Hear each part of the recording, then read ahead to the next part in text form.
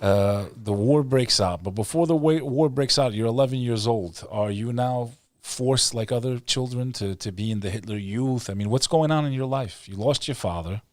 I, age 10, I had to join the Hitler Youth.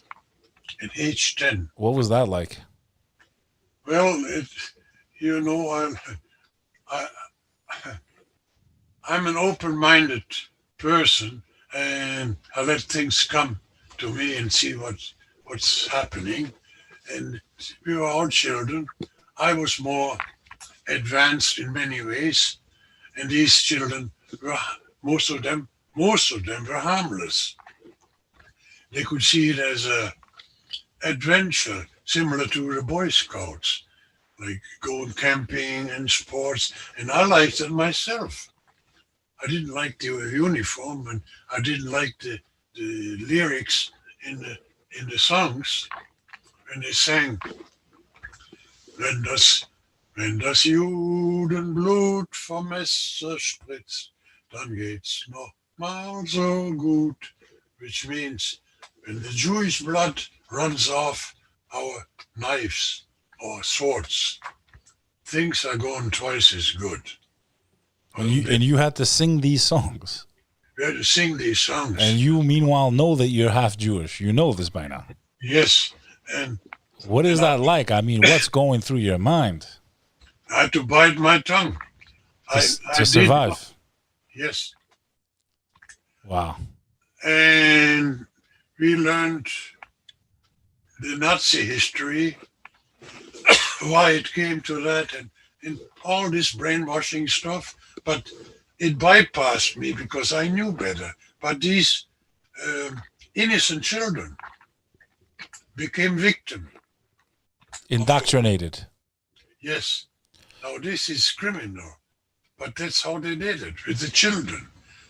And you know the result, what happened. But I did enjoy the camping very much. And I must say the camaraderie was good and everything else. And what I learned, especially the Morse code, I still know it from A to Z today. Morse code.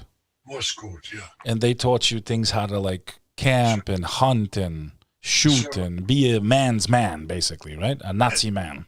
yeah, and survive. Survive, survive, Did they survive. teach you how to use any weapons at that age? I mean, you're only 10 years old. Did they teach you any shooting, anything like that? Or At age 14, we it was a different, like from 10 to 4, it's they call it young folk, like the young pioneers, young folks. We just learned the camping, the discipline, the survival, uh, games and war games mainly, but they were not with guns. But at age 14, we were taken to the rifle range and learned with army guns to shoot live ammunition? live ammunition. Did you like it? Yes. Well, I didn't like it, and I made the best of it. I went along to, you know, to survive. I stayed calm. I didn't make it. I didn't make any progress, and I was not promoted like the others. I didn't get any uh, um, awards like you get a golden this, a golden that. I didn't get anything. I kept always like I was a dud in their eyes. Now, how long how long did you stay in the Hitler Youth? I mean, the war started not too much longer after that. I mean, you were at the age of 10. So how long did you stay in the Hitler Youth? I stayed in the Hitler Youth till age 17. Now the way it goes, you stay in the Hitler Youth from age 10 to age 18. Then you go into the army. So you're always in the military, starting from age 10, really, like a cadet. But many things happened in the meantime with the Hitler Youth in my life, like not the Hitler Youth, but my life. When the war started, September the 1st, 1939, I was at my uncle Joseph's place in Hannoversmünden in central Germany when the war started, and I came back on the evening and everything was blacked out and people were getting prepared and oh, gas attacks were coming and oh, you name it. And they were all well trained with gas masks. It wasn't pleasant.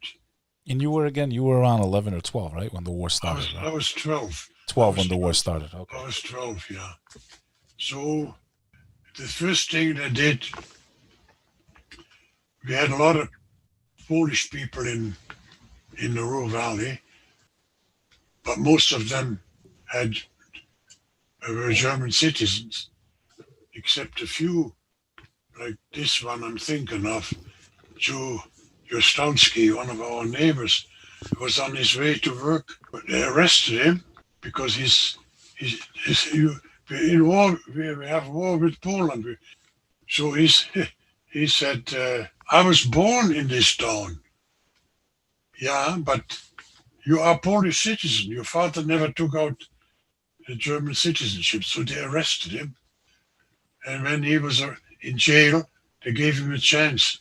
You can sign the papers, become a German citizen, then you can go out. So he signed the papers.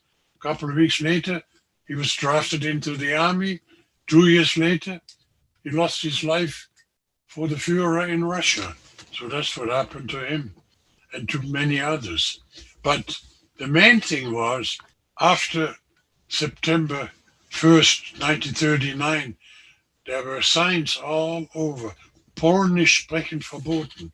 Polish, to speak Polish is forbidden in every pub.